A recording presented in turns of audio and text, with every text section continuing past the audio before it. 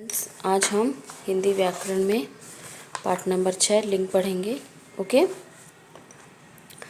संसार में जितने भी प्राणी उनको दो वर्गों अथवा जातियों में बांटा जा सकता है, पुरुष अथवा पिता जाति, स्त्री अथवा माता जाति। ठीक है, मतलब स्त्रीलिंग और पुल्लिंग। जो पुरुष वर्ग होते हैं, ठीक है, उनको हम पुल्लिंग बोलते हैं। जो स्त्री वर्ग होते हैं उनको हम स्त्रीलिंग बोलते हैं। जैसे ये पुरुष वर्ग है और ये स्त्री वर्ग है। पुरुष वर्ग से अध्यापक, तो इसका स्त्री वर्ग क्या कहलाएगा? अध्यापिका। उसको हम क्या बोलेंगे? स्त्रीलिंग। मुर्गा, मुर्गी, माली, मालिन, आदमी, औरत, बैल, गाय, बेटा, बेटी। ठीक है, वे शब्द जो पुरुष अथवा पिता जाति का बोध कराते हैं वे पुल्लिंग कहलाते हैं। ठीक है, और वे शब्द जो स्त्री अथवा माता जाति का ज्ञान कराते हैं वो क्या कहलाते हैं? स्त्रीलिंग। यहाँ पे कुछ पुल्लिंग और स्त्रीलिंग दिए हुए हैं, वो आपको याद करना है। जैसे पुल्लिंग में पिता, स्त्रीलिंग उसका क्या हो जाएगा? माता। नाना, नानी, मामा, मामी, बेटा, बेटी, भाई, बहन, देवता, देवी, मोर, मोरनी, घोड़ा, घोड़ी। ठीक है, इसी प्रकार ये भी दिए हुए हैं, ये आपको याद करना है। सभी प्राणियों को दो वर्गों में बांटा गया है, पुरुष और स्त्री। ठीक है, जो पुरुष जाति वाले होंगे उनको पुल्लिंग, जो स्त्री जाति वाले होंगे वो स्त्रीलिंग। पिता या पुरुष जाति वाले शब्द को पुल्लिंग कहते हैं, माता या स्त्री जाति वाले शब्दों को स्त्रीलिंग कहते हैं। यहाँ पे आपकी एक्सरसाइज है, सही विकल्प पर टिक लगाना है। पिता जाति वाले शब्द क्या कहलाते हैं? पुल्लिंग। माता जाति वाले शब्द क्या कहलाते हैं? स्त्रीलिंग। ठीक है, कुत्ता का स्त्रीलिंग कुतिया।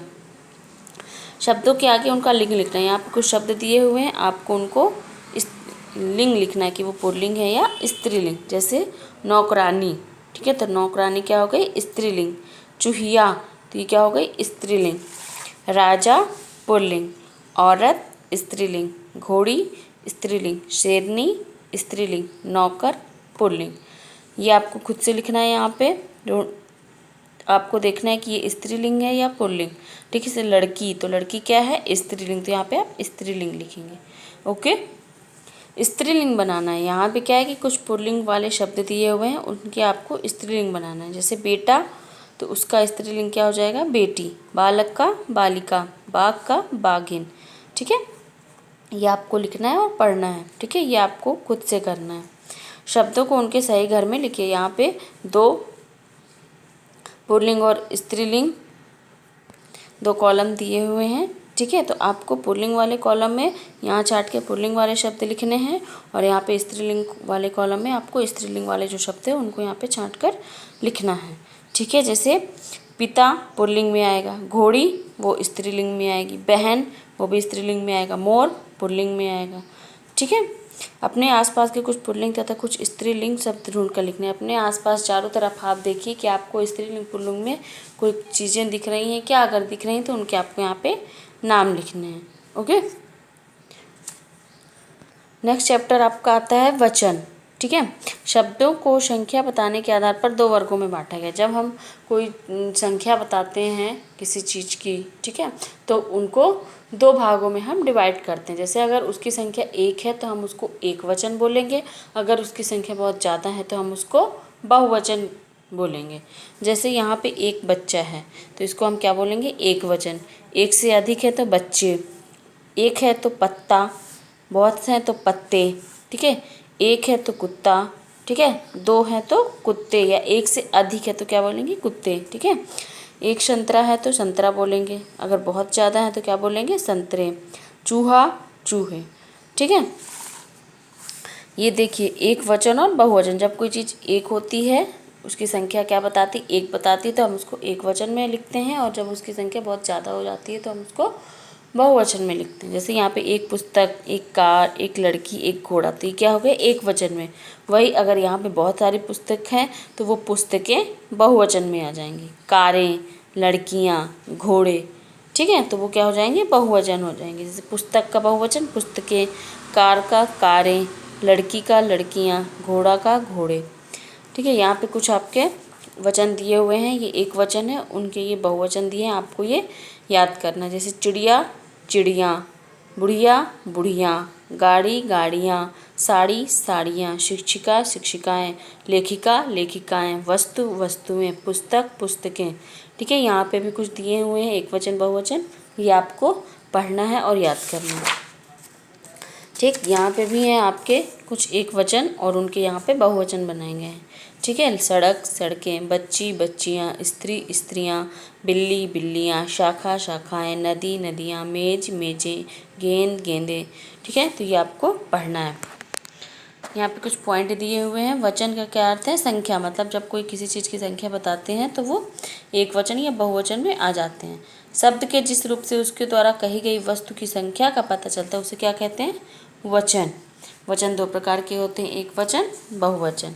जब कोई चीज़ एक के होने का पता चले हमें तो वो एक वचन होता है, और जब कोई चीज़ एक से अधिक हो तो वहाँ पे क्या होता है? बहुवचन। ठीक है, ये आपकी एक्सरसाइज आ गई। सही विकल्प पर सही का टिक लगाना। जैसे वस्तु की संख्या एक बताने वाले को क्या कहते हैं? एक वचन। जब कोई वस्तु एक से ज़्यादा होती है तो वो बहुवचन। वचन वस्तु की क्या बताते हैं? संख्या बताते हैं। रेखांकित शब्दों के वचन बताइए। यहाँ पे कुछ, ठीक है, सेंटेंस दिए हुए हैं और उसमें कुछ शब्दों में आपका फिल इन लाइन खींची हुई है, नीचे अंडरलाइन।